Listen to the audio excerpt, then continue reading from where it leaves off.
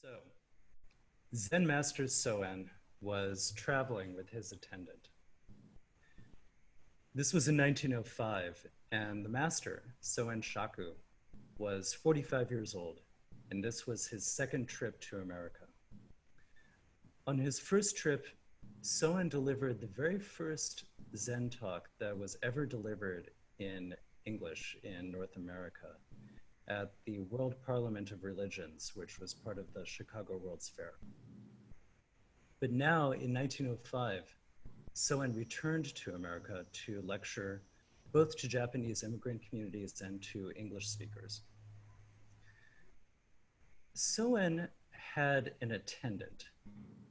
His attendant was 29 years old, frail, kind of funny looking. He didn't speak English. This attendant was an orphan, and his story is very unclear. I've read many versions of this. His father maybe was a Russian man. He was born in Siberia to this unknown father and a Japanese mother. The father disappeared, the mother died, and the infant was discovered by a traveling Japanese monk beside his mother's frozen body. The monk took him back to Japan, and the boy was raised in a temple and became a monk. His Dharma name is Nyogen. Because of his foggy past, Nyogen means like a dream.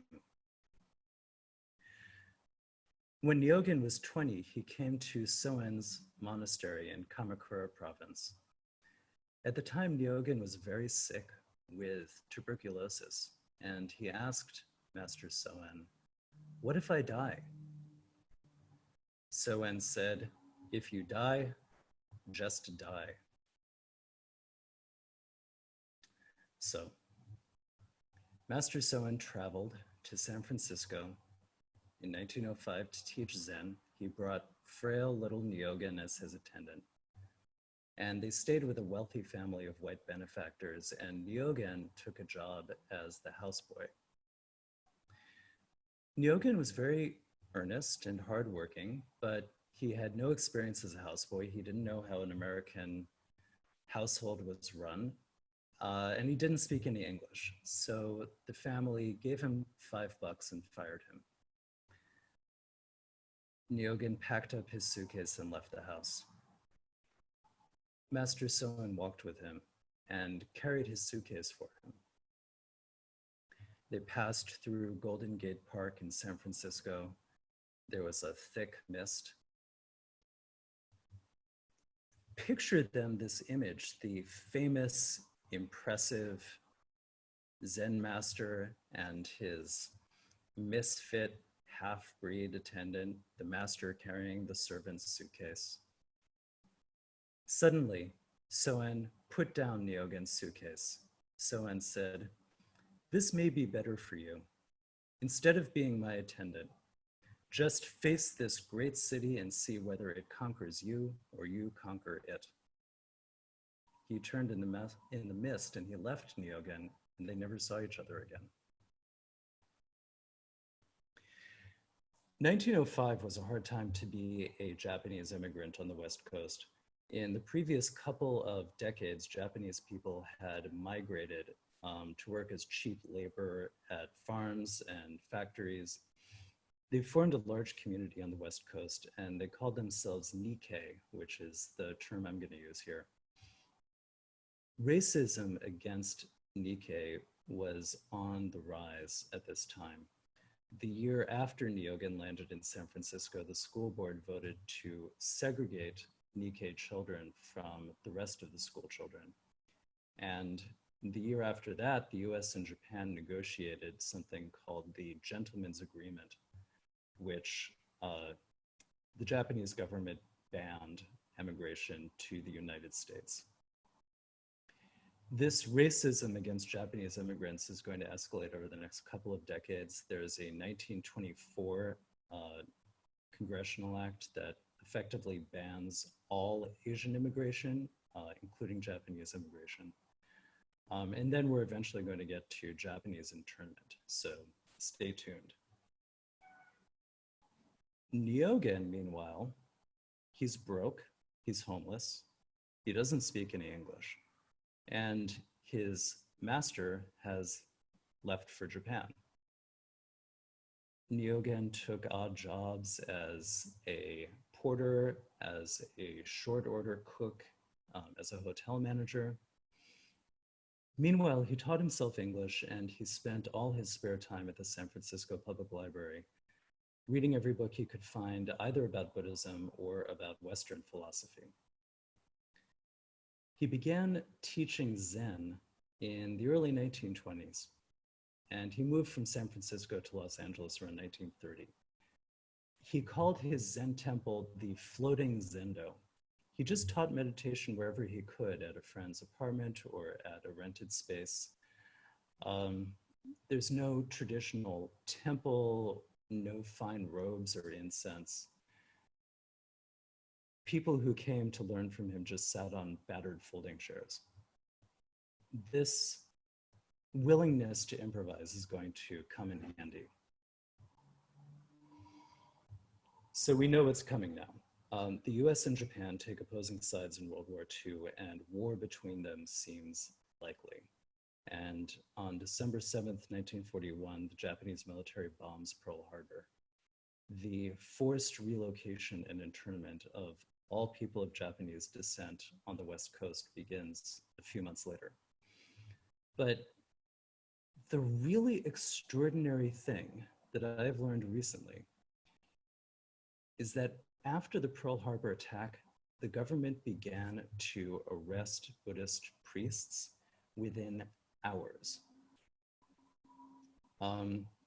There was one priest of a Zen temple near Pearl Harbor.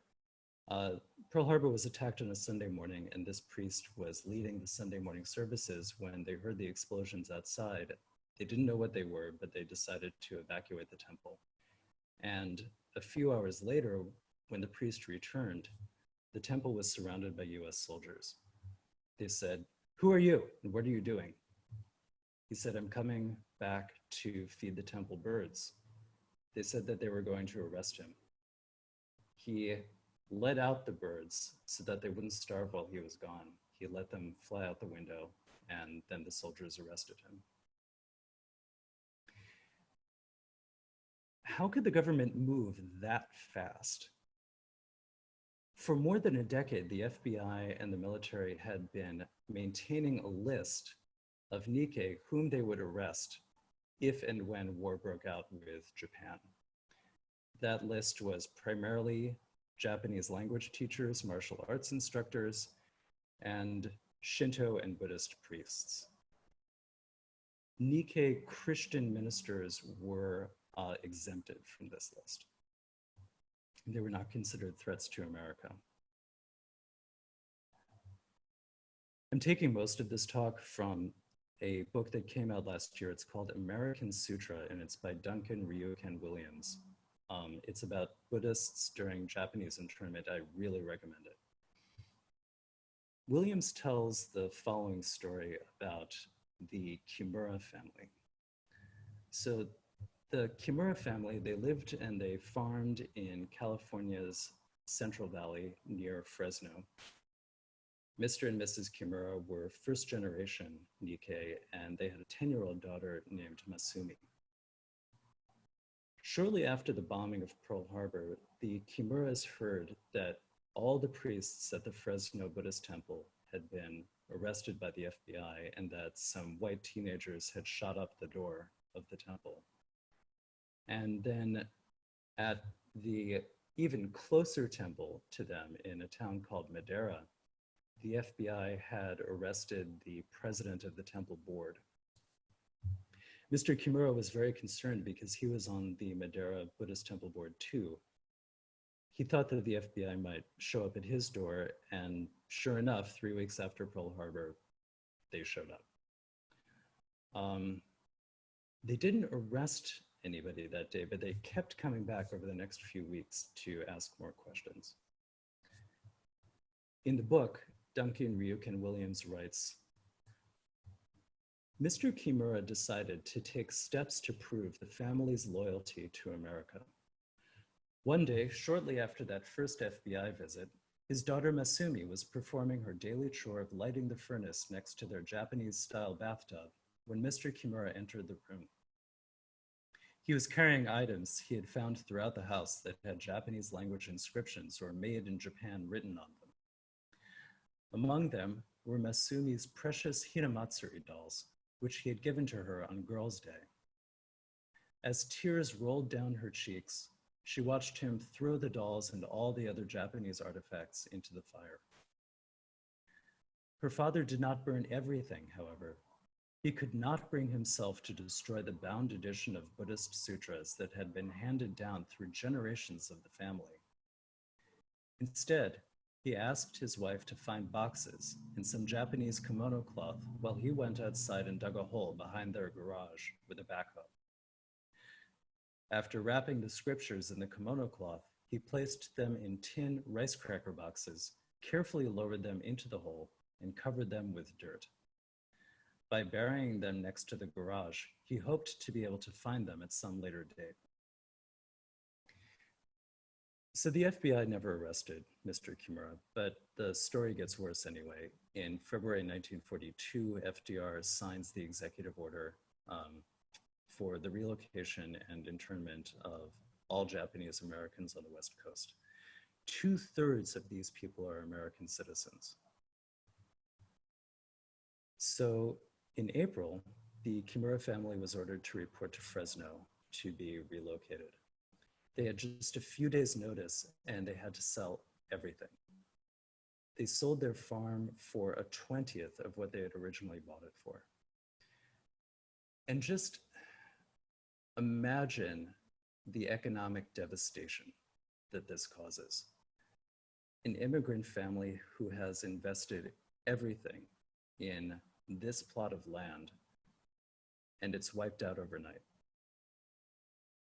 They packed one suitcase full of valuables and stored it at the Fresno temple for the duration of the war and reported to Fresno.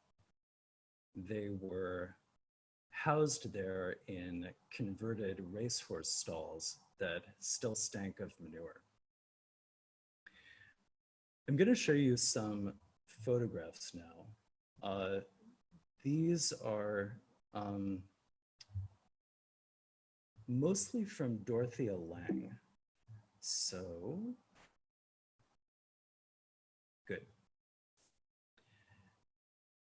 Dorothea Lange is the famous photographer who photographed the Dust Bowl in the Depression era. And the War Relocation Authority hired her to photograph the forced relocation of Nikkei because they wanted her to show the world how humane and respectful they were being. Dorothea Lange was not obedient, and as a result, her photographs were censored and were largely unknown until they were released in 2006. So she took this photo of a grocery. The shopkeeper had posted this sign, "I'm an American," the day after Pearl Harbor. Signs were posted all over the West Coast demanding that all people of Japanese ancestry report for relocation. They stood in long lines. I think you can really see the uncertainty and the upheaval in their faces. This photograph of a tenant farmer who is prepared to show up for at the assembly center. This could be Mr. Kimura, that total defeat, that last moment before you leave your home, maybe forever. And just, they seem so easy to identify with. Like, I could imagine this happening to me or to people I know. You know, such kind of middle-class respectability, and yet it's no defense against the racism. Dorothea Lange wrote this caption, and I think it really shows the intimacy with which she recorded their lives.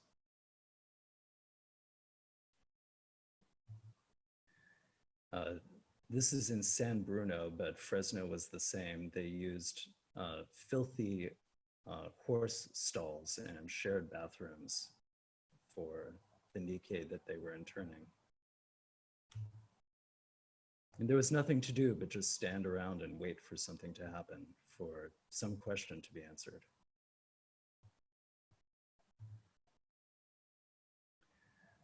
But as we're going to see, Buddhists organized, and we'll see how they adapted to their circumstances. And then, as a photographer, I just have to admire this for a moment.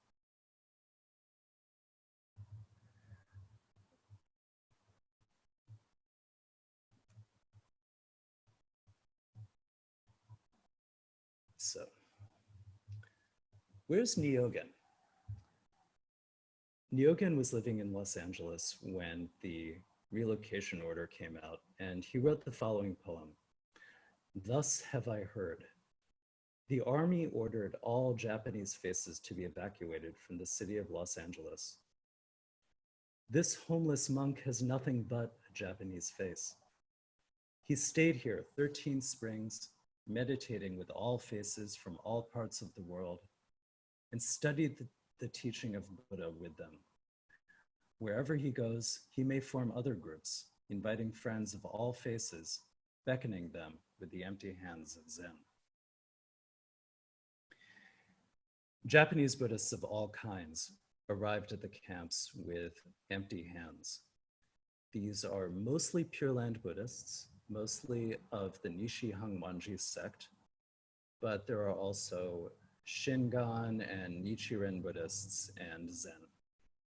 And they came with nothing, no robes, no bells, no incense, no altars. If they had brought Buddhist texts with them, they were mostly confiscated. The camp authorities had been instructed to confiscate all Japanese language material, with the exception of Bibles. A woman named Hisa Aoki wrote in her journal, really, do white Americans think all they have to do is confiscate written matter and the Japanese will completely forget how to read Japanese or completely obliterate the contents of what was written? How can you eliminate in one sweep what was absorbed into your blood, your flesh, your marrow? I want to shout at them. Only if you turn the Japanese into ashes can you do that. Buddha's birthday is April 8th, and the first Buddha's birthday celebration in the camps required a lot of invention.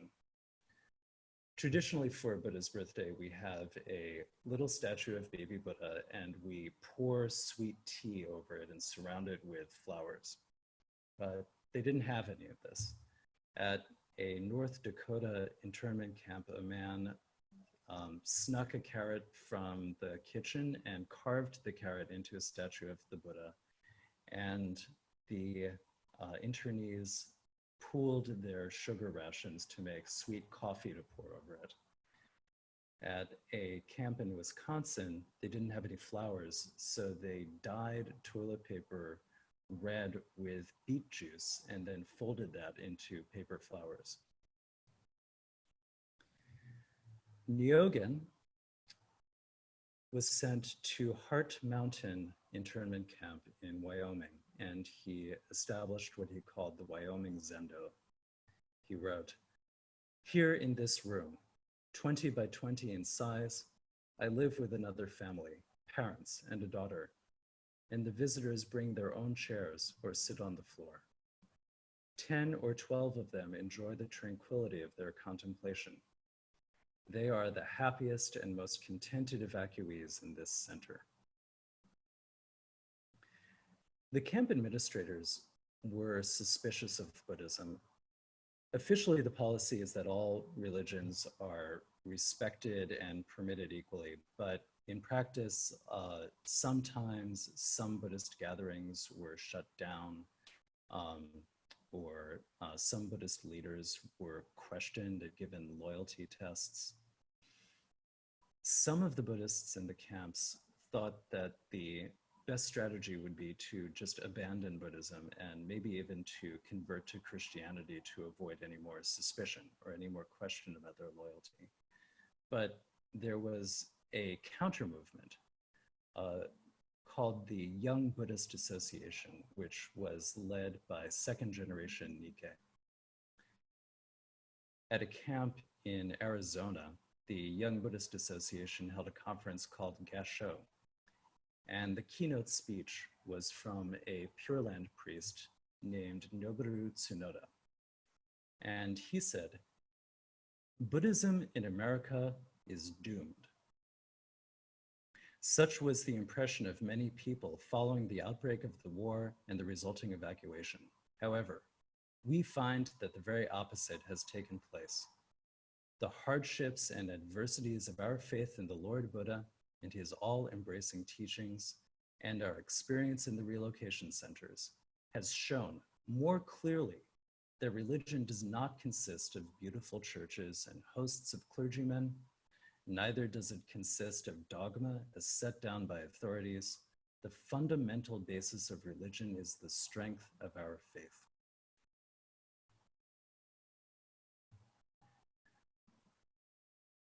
When there's a crisis like this, when people's lives are turned upside down, they don't go back to normal.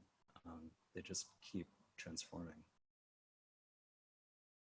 As the war between Japan and the United States came to an end in the summer of 1945, Japanese Americans were incrementally released from the camps. The West Coast towns that they returned to were not welcoming. There were newspaper editorials saying all Japs should be deported. There were stores that refused to sell to them. The Buddhist temples that had been locked up for the duration of the internment, almost all of them were broken into, looted, vandalized. The Kimura family after the war returned to try to buy their farm back. And now the farm's new owners were asking a price 10 times what they had paid the Kimuras for the farm. The Kimuras couldn't afford that, so they gave up and went to live with relatives in Los Angeles and left their farm behind. The new owners had torn down the garage, so there was no hope of locating where they had buried the sutras that had been in their family for generations. The Fresno Buddhist temple where they had stored their suitcase of valuables had been broken into and the suitcase was gone. They lost everything.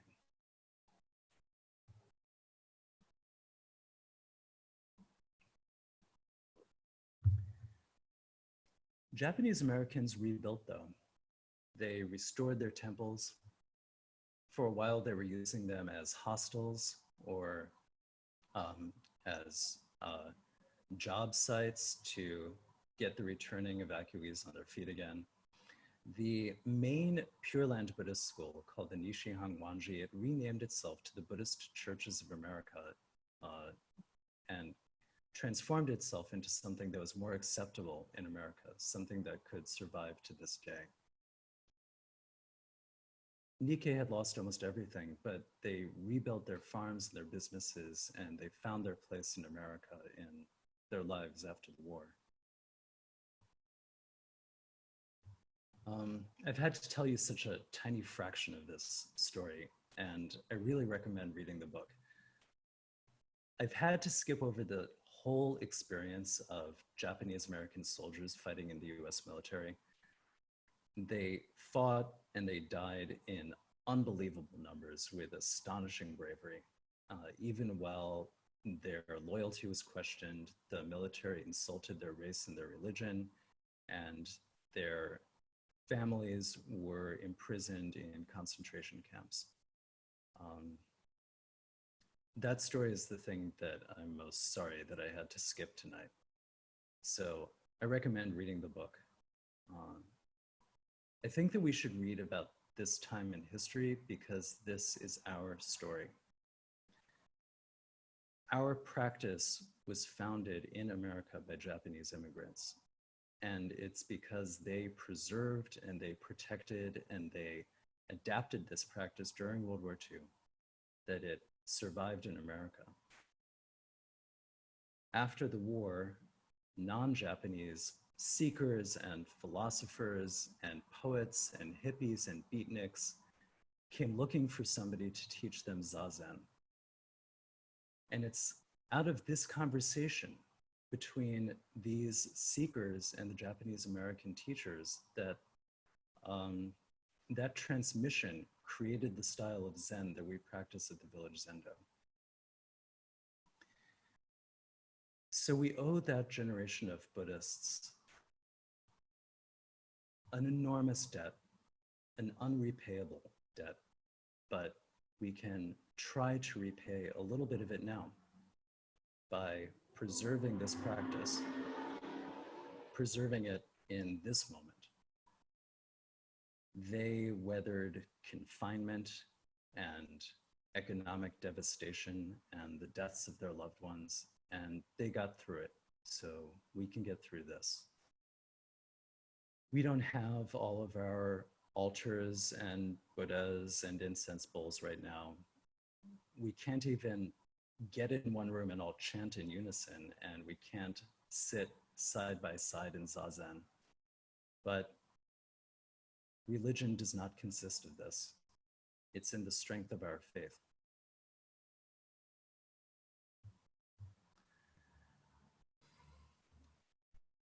It happened that on the same day that Japan surrendered in the war, and the war ended, Nyogen's camp in Wyoming was closed, and he shut down the Wyoming Zendo, and he returned to Los Angeles.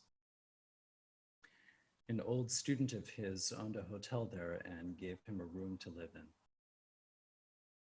Nyogen wrote, "For 40 years, I have not seen my teacher, Soen Shaku, in person. I have carried his Zen in my empty fist, wandering ever since in this strange land. The cold rain purifies everything on the earth in the great city of Los Angeles today.